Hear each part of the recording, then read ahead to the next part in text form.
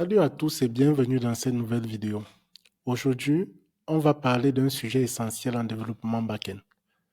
Pourquoi valider les données dès l'entrée du contrôleur dans une application Spring Boot? C'est un sujet très important. Lorsque vous développez une API, les données envoyées par les utilisateurs ou les applications clientes ne sont pas toujours valides. Donc, elles peuvent être mal formatées, incomplètes, voire malveillantes. Donc, nous allons discuter ici sur comment se comporter lorsqu'on développe des API pour que celles-ci soient conformes et respectent des bonnes pratiques.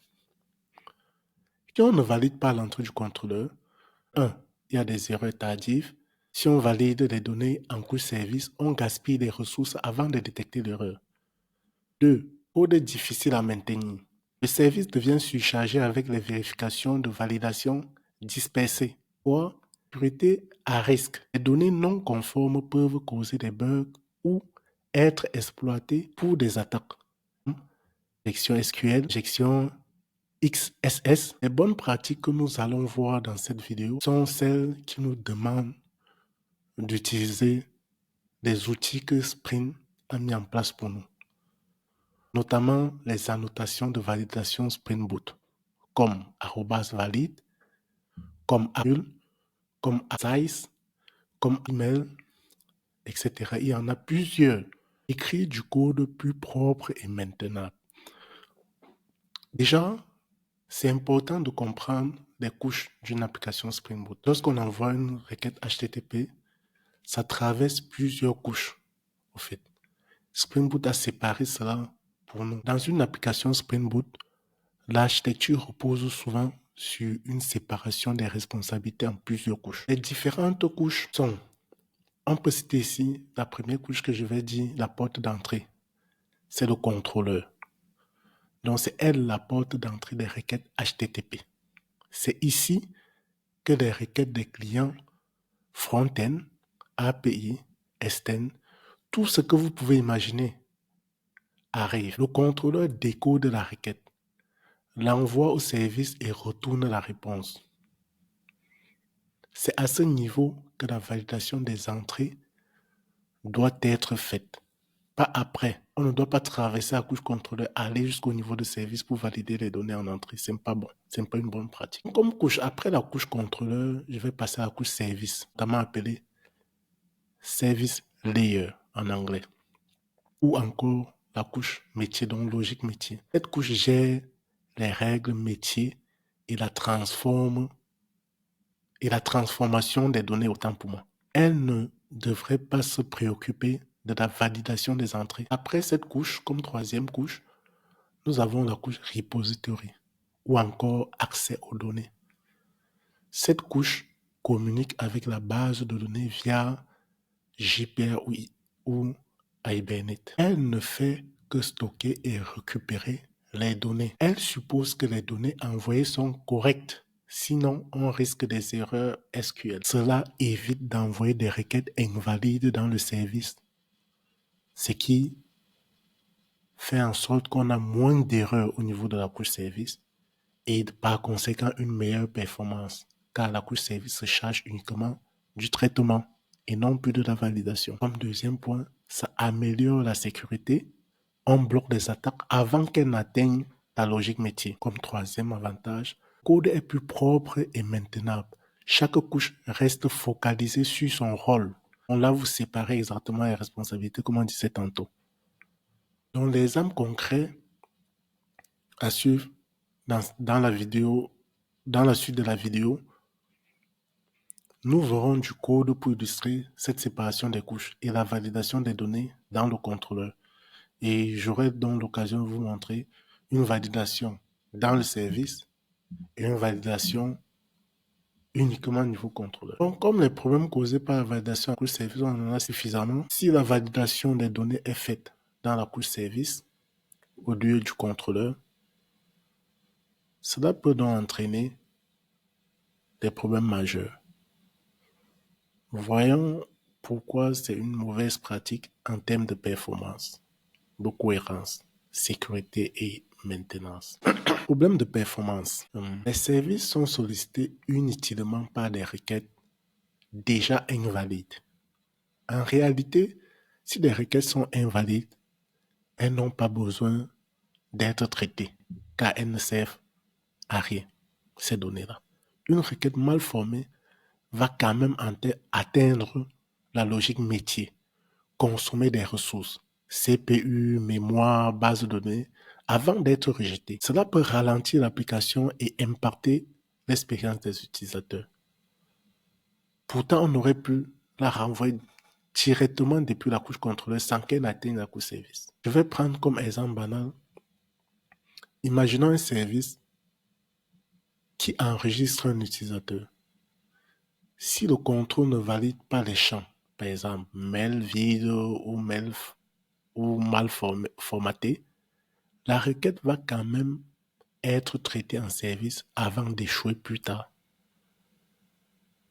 Problème de cohérence. Les erreurs sont détectées trop tard, ce qui complique le debugging. Le but d'un bon design est de détecter les erreurs le plus tôt possible. Si la validation est faite en service, des données corrompues peuvent circuler entre les couches avant de générer une erreur. Cela rend le code moins prévisible et plus difficile à tester. Prenons par exemple un produit avec un prix négatif, passe par plusieurs services avant d'être rejeté. En validant dans le contrôleur, on bloque immédiatement la requête et on évite du traitement inutile. On a vu des problèmes de performance, on a vu des problèmes de cohérence. Parlons un peu des problèmes de sécurité. Risque d'injection et d'exploitation de failles de sécurité. Une entrée mal validée peut être exploitée pour injecter du code malveillant. J'ai parlé tout à l'heure depuis l'introduction d'une injection SQL ou XSS. Valider en service signifie que des requêtes potentiellement dangereuses atteignent déjà une partie critique de l'application. Car en entrée du contrôleur, on n'est pas encore dans notre application proprement dite. Donc si nous réussissons, c'est un peu comme si on était à la porte. Pour ce problème de sécurité, prenons pour exemple une API qui n'impose pas de validation stricte dans le contrôleur. En ce moment, le contrôleur peut laisser passer du code malveillant qui sera exécuté dans le service ou stocké en base de données. Maintenant, on a vu des problèmes de performance, cohérence, sécurité. Allons-y pour les soucis de problèmes de maintenance. Le code devient plus complexe et difficile à gérer en mettant la validation dans la couche service. Elle est éparpillée à plusieurs endroits, rendant le code moins lisible. Lorsqu'une nouvelle validation est ajoutée, il faut mettre à jour plusieurs services au lieu d'un seul point d'entrée, qui est le contrôleur. Comme exemple pour ce dernier cas, je vais tout simplement prendre une application e-commerce avec plusieurs services. Et non service commande, paiement, livraison. Si la validation des données est dispersée, chaque service doit réimplémenter les mêmes contrôles au lieu de les centraliser dans le contrôleur. Chaque service se retrouvera en train de les réimplémenter. Donc, en conclusion, je dirais, valider les données dès l'entrée du contrôleur permet de améliorer les performances en bloquant les requêtes invalides rapidement. 2. Rendre le code plus propre et maintenable en séparant les responsabilités. 3. Renforcer la sécurité en évitant des attaques basées sur des données mal formatées. Je vais vous présenter mon IDE. Je partage mon écran. Alors, donc vous avez devant vous mon éditeur. J'ai essayé de mettre quelques bouts de code tout juste devant vous. Donc, mon bout de code, c'est quoi? Donc, disons que voilà mon code comme ceci. Je vais faire une validation au niveau du service. Et ici, je décommande ceci. Là, j'enlève ces deux éléments. Voici mon DTO. Si mon service, je suis en train de dire dans mon service que si le nom est nul ou la taille du nom est inférieure à 2, lève l'exception ci. Si l'email est nul ou la taille de l'email ou l'email ne contient pas l'arrobase, lève l'exception ci. Si ça n'entre pas dans les deux, si ça m'affiche le message suivant. Et mon contrôleur va tout simplement afficher ceci. Rien de plus que ça. Donc quand je compile et que je reviens sur ma requête, C'est quoi? Je pense que c'est du 80. En fait, je vérifie le port que j'ai mis. J'ai mis la 80-81. D'où je mets ici 0. Donc, je lance là. C'est bien, ça contient l'arrobase. Le nom est bien écrit. Je suppose que l'email ne contient pas l'arrobase. Je vide ma console. Voilà ça qui a été intercepté. Ce service qui est en train d'intercepter ça, illegal argument exception, c'est bien ce que vous voyez ici. Donc, ce service qui est en train d'intercepter ça.